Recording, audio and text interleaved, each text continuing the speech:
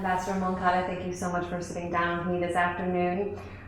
You said last night at an event in New York City that you are currently dedicating your life to stopping a war, potential war to be waged against your country. And I think right now you're working without a salary because of sanctions. It's impossible for you to even be paid. What is at stake for you with what's going on right now personally? Well, personally, my family is in Venezuela. We are trying to stop an actual war. It's a war of words. It's not a war of economic war. We are in the middle of economic war already. I'm talking about a bullets war, a bombs war, an actual dying and people suffering war. And we, in our history, we have never been so close to a war like right now. In my lifetime, I don't think that in Venezuela there is anyone alive who has seen something as dangerous as we are going through right now. And to dedicate your life to stop that catastrophe, I think is the worthiest effort ever. And personally, my family lives in Venezuela. The only one outside Venezuela is myself. The rest of my family is living there. So they will be the subject of all the killing and the awful stuff that's going to happen if there is a war, any kind of war. I'm not just talking about some kind of Hollywood invasion with planes and ships and rockets. I'm talking about clandestine war, guerrilla war, sabotaging war, terrorist war, all kind of violence that is actually possible right now. And as I describe the situation, there is a spectrum, a menu, if you want to call it simple, in a simpler way, a menu of options to wage war. And imagine there is a racehorse situation, and there are 10 horses racing, and each of those horses, you are not betting on each one of them only, but you are betting on all of them together. And there is the assassination of the president, the bombing of the high command of the government, paramilitary attempts, terrorist attempts, sabotaging the infrastructure of power or water or the health infrastructure, bridges, communications, ports, and also an actual civil war between factions of the army, because right now they are working to split or erode the army into different factions and create a manufacture a crisis where we will kill each other. I mean, for this criminal government that rules the United States right now, the cheapest way to destroy Venezuela or to take over Venezuela is Venezuelans killing themselves. And I think they are really trying hard to do that. There are multiple fronts in this war. There's, as you mentioned, the economic war. There's also a diplomatic war, which you're on the front line as the ambassador here in New York at the United Nations. What is the battle right now for you at the UN specifically? My battle here, but by the way, we are the only diplomats, Venezuelan diplomats, on US soil. There used to be a bilateral embassy in Washington to deal with the American US government and different consular offices, different places in the US, 7 places. Right, there is nothing but the UN. And we are the only representatives. But the UN is the most important international organization ever. In the whole history of humanity, there is nothing like the UN. And that's why it offers the only place for legitimate governments to deal with each other and to defend their rights.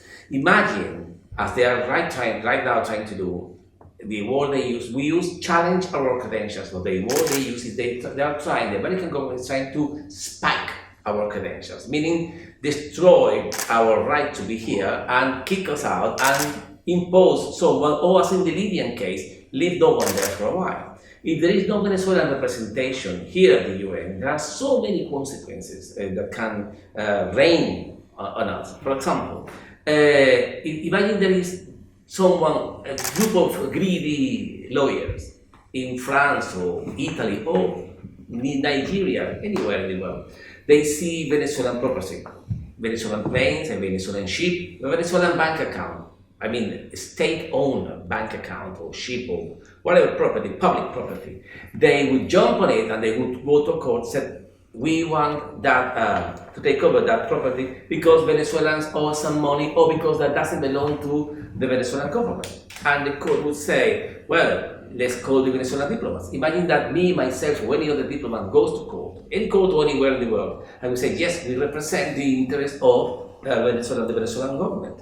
And the lawyers would say, no, they are not. You know why? Because the United Nations do not recognize those peoples as the legitimate representatives of the Venezuelan government. And the court would say, fair enough, you have no right to be here, so please leave the court. So they would take any other property of Venezuelan outside Venezuela, justified by the legal system, saying just that the United Nations, the international community, by the way, the international community is the proper United Nations, 193 countries. Not what the American government says, that they and a bunch of European and Latin American countries, meaning 40, 50 countries, are the international community. The international community here still recognizes that Venezuela is the legal is important, legal for the courts, and legitimate, meaning the actual government that counts with the will of the people behind it. The sovereign will of the Venezuelan people obeys freely our government because elected our government last year, and we have the full rights to represent Venezuela here. If they kick us out of here, they will also say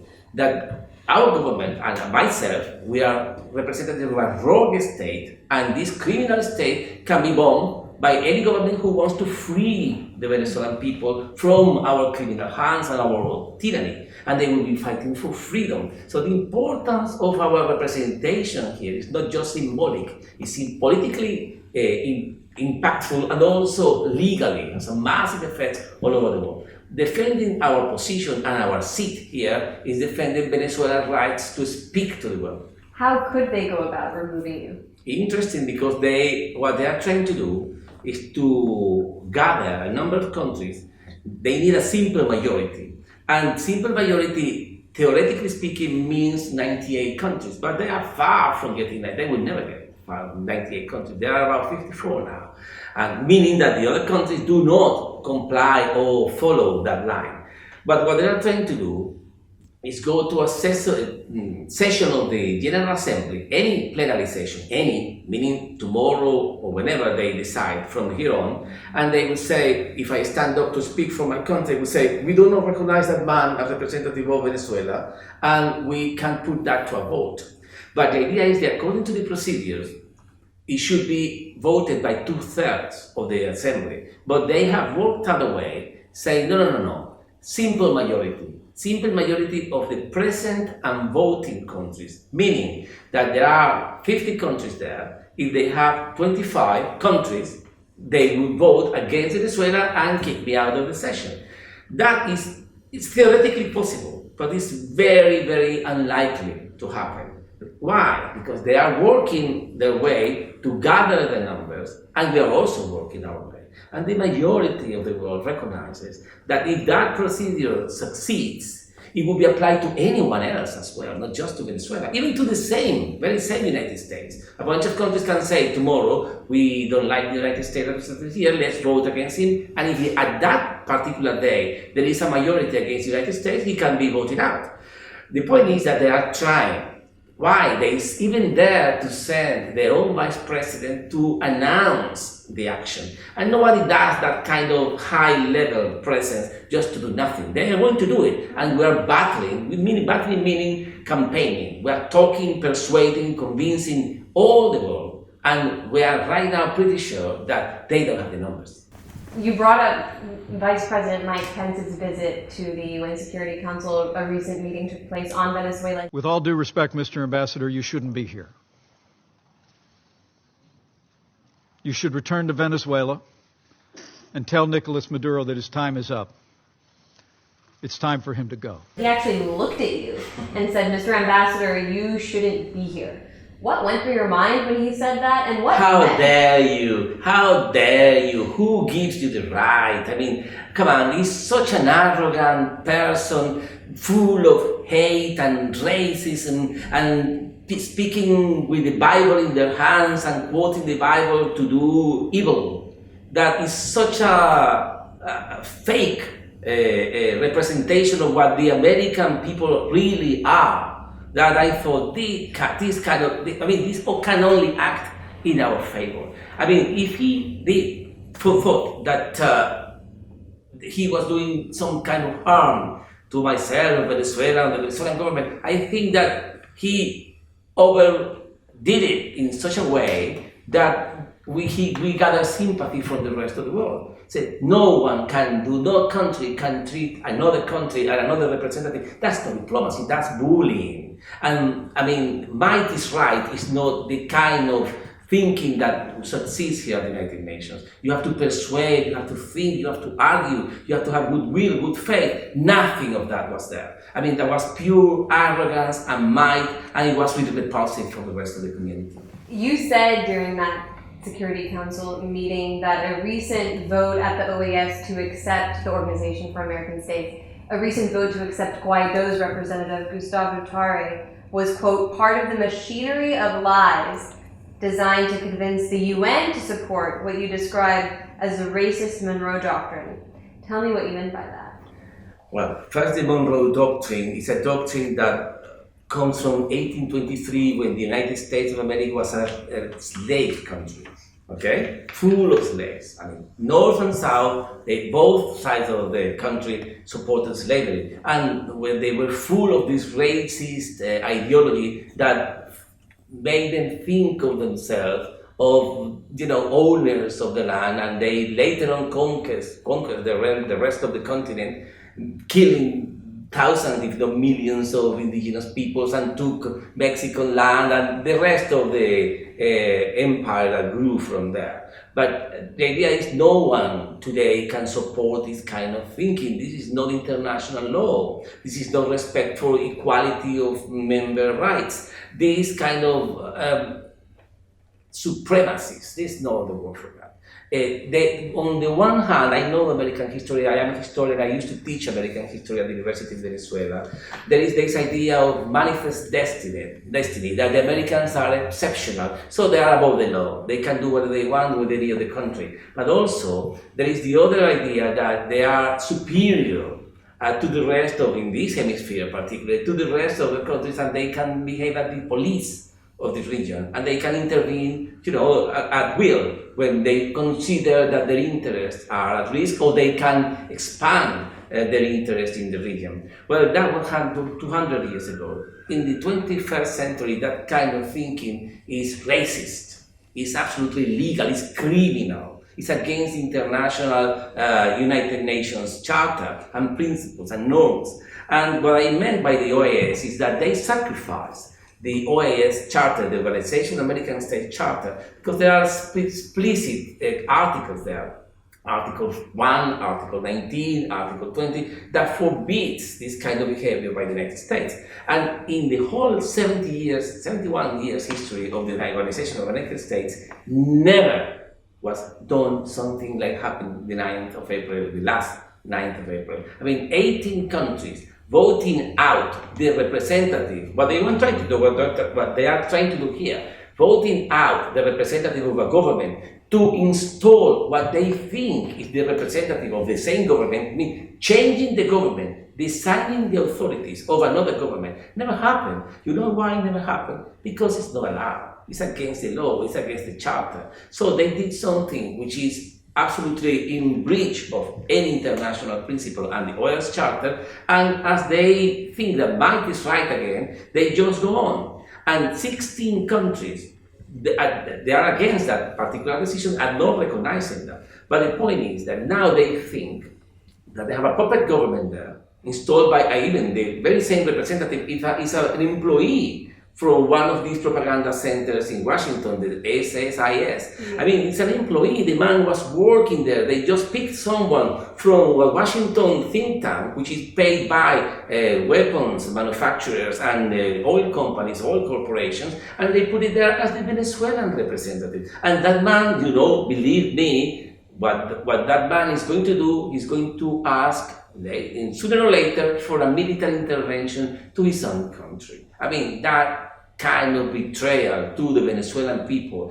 Of course, that man doesn't have his family there, but he will come in few days and say, we need a humanitarian intervention to save our children. Please, Americans, do go and kill those criminals there and give us our country back. I mean, they want to spill US soldiers' blood, Venezuelan families' blood, for their own profit and businesses. This is a criminal action. The American people should know that they are being used in their name, on their behalf. They are using the power of the American state to oppress people who have done nothing to them. I mean, even more, Venezuela is not a threat to the United States.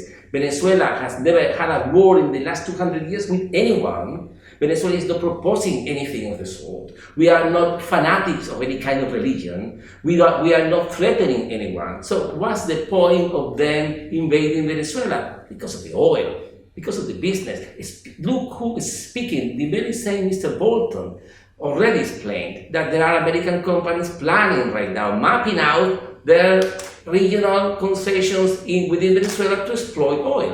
And they are taking over our assets, bank accounts, billions of dollars in the US and Europe to spend and to pay first to American friends of the administration, Mr. Trump's friends. They are right now getting paid by Venezuelan money stolen by the American government, and second, use that money to pay for a war against Venezuela. It's one of the most heinous acts in our history.